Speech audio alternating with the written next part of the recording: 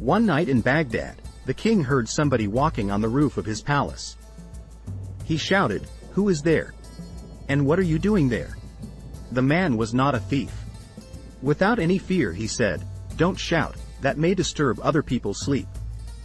It is none of your business. I am looking for my camel. My camel is lost and it is time for you to go to sleep." The king could not believe what kind of madman could be on the roof of a palace searching for his camel. He called the guards and they searched all over the place but could not find the man. And the next day when he was sitting in his court he heard the same voice again. He recognized it.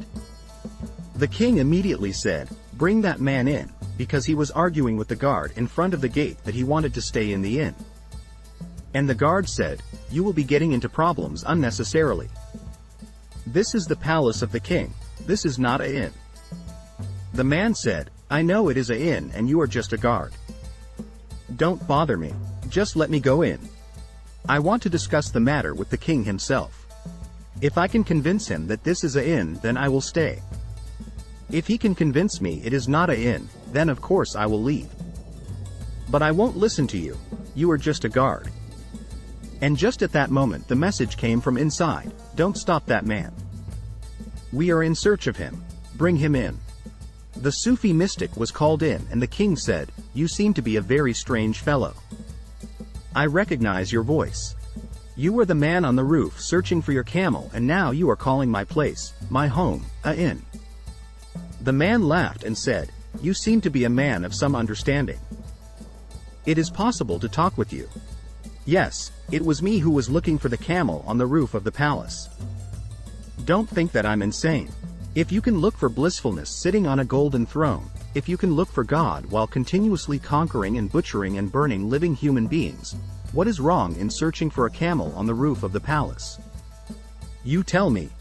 If I am inconsistent, you are also not consistent. And what right have you got to call this place your home? Because I have been here before and on the same golden throne I have seen another man sitting. He looked just like you, a little older." The king said, "He was my father. Now he's gone." And the mystic said, "I was here even before that and I found another man. He also looked a little bit like you but very old." The king said, "You are right, he was my grandfather." And the mystic said, "What happened to him?" The king said, "He is gone." And the mystic said, "When are you going to pass away?" They also believed that this is their home. "I have argued with your grandfather.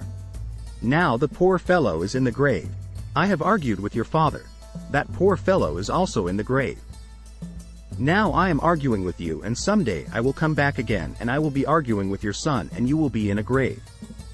So what kind of home is this where people go on changing? It is an inn. It is just an overnight stay, and then one has to go."